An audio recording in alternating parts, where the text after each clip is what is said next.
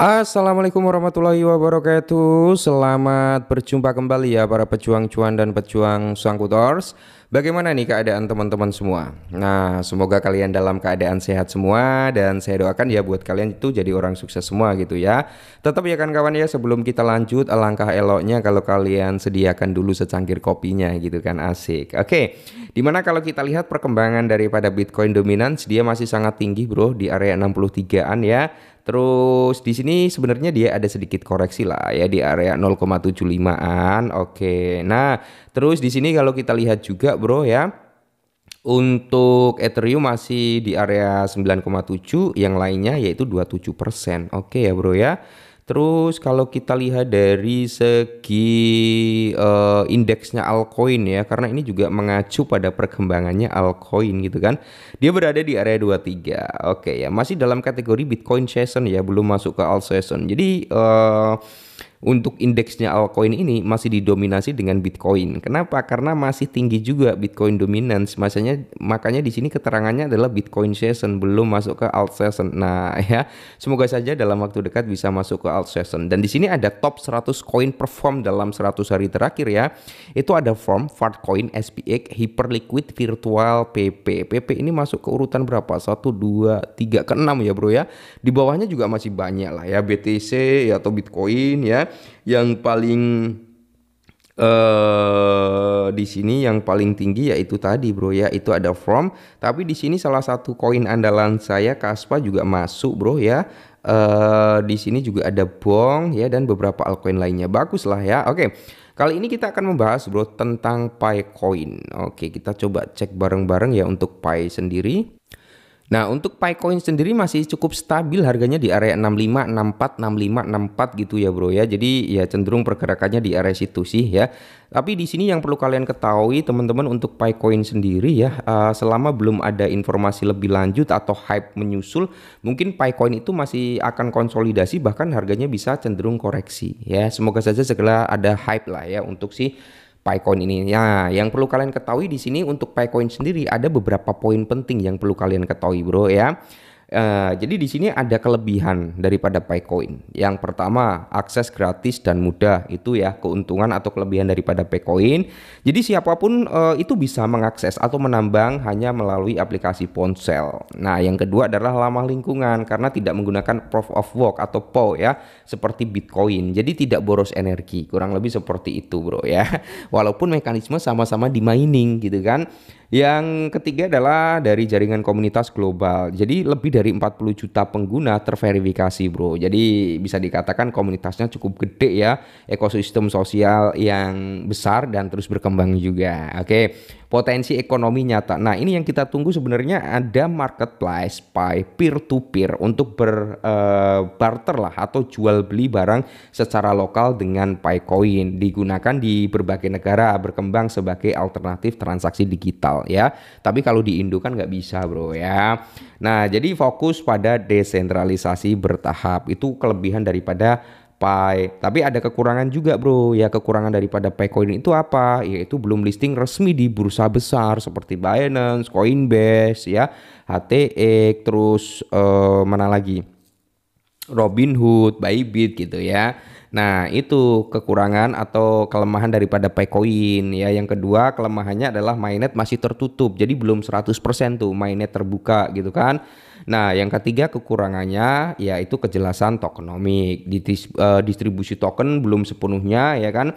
Belum sepenuhnya transparan untuk Picoin, bro. Kita berbicara secara fakta gitu kan. Tidak ada white paper teknis level profesional ya kan, seperti proyek kripto besar lainnya lah. Mungkin dalam waktu dekat kalau itu dirilis, hype daripada Picoin bisa naik gitu, bro ya. Rentang terhadap skeptisme. Oke, yang berikutnya adalah bergantung pada komunitas dan janji masa depan, bro ya.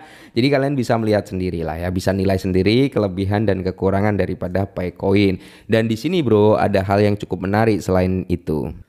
Nah, jadi di sini ya komunitas jaringan Pi mempertanyakan nih sekitar 276 juta koin Pi yang dimiliki oleh Foundation Wallet. Nah, untuk apa gitu kan? Kita bahas ini menarik bro ya.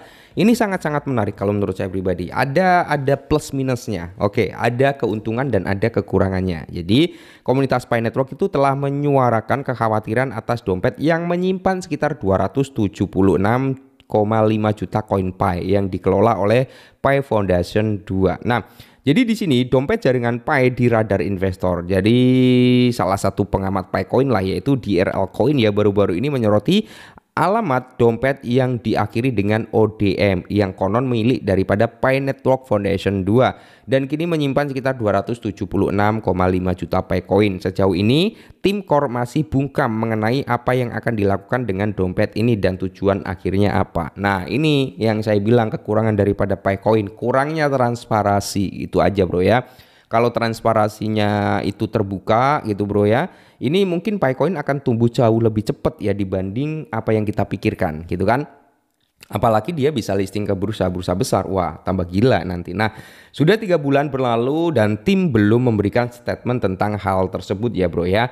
Tujuan penggunaannya yaitu menariknya data daripada blockchain terbaru, mengungkapkan bahwa dompet yang diberi dirabeli ya oleh ODM itu melakukan penarikan besar-besaran lagi sebesar 7,38 juta token Pi hari ini. Nah, jadi wallet ini bro ya, itu kinerjanya atau fungsinya ya teman-teman ya, itu buyback.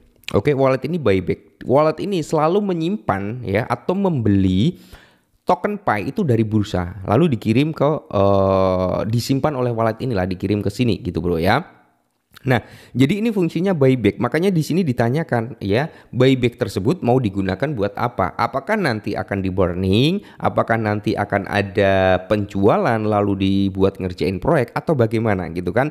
Nah, selama 3 bulan terakhir dompet tersebut secara konsisten bro ya. Jadi wallet tersebut itu secara konsisten itu melakukan penarikan atau buyback gitu bro. Ini nilai plus sebenarnya ya, tapi ada minusnya. Minusnya apa? Menyebabkan kekhawatiran komunitas nanti buat apa gitu loh ya bro ya.